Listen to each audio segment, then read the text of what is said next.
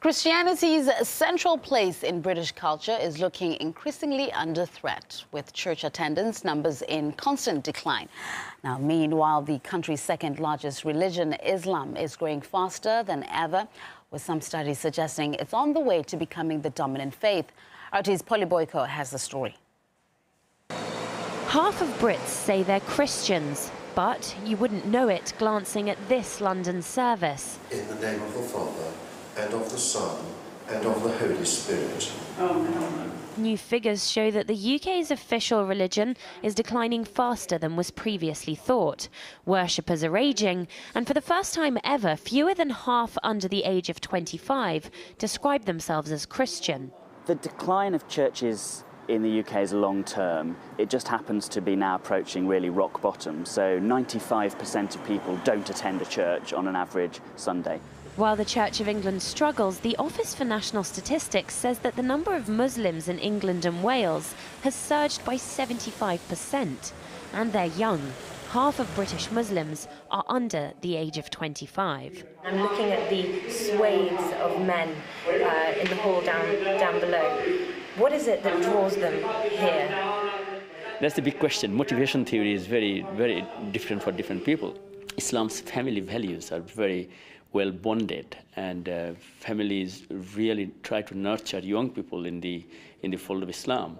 We have more than 50% congregation from the young people, because we try to deal with the young people's issues, so they feel part of the mosque establishment. Religious think tank The Pew Forum estimates that if present trends continue, the Muslim population of the UK will swell to almost double within 20 years, totalling 5.5 million.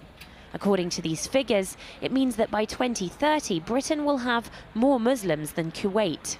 It's projects such as this community-based Muslim radio station that could provide the clue as to why the religion is flourishing in the UK. In that booth, DJs who call themselves brothers and sisters talk about local issues and education from the point of view of Islam.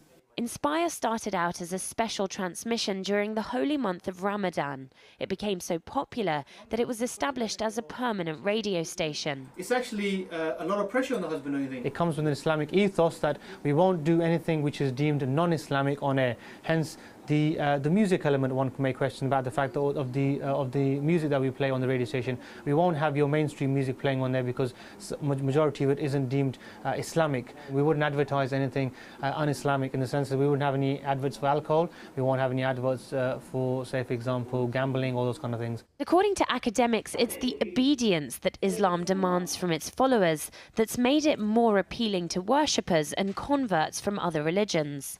Islam says no. This is no and full stop, and people find a sense of direction in it because their religion of origin has lost that, not because that it didn't have it in the first instance. They sort of became lenient in relation to the laws of the church, and thinking that in this way they would make it more mellow and softer and attract more people into the church. And in fact, they've lost people. Something that the Church of England disagrees with. They claim that the death of Christian England has been greatly exaggerated and that the statistics don't reflect the true faith of the population. And yet there are demographers that say that if current trends continue, Islam could eclipse Christianity as the dominant religion in the UK in as little as 10 years' time. Polly Boyko, RT, London.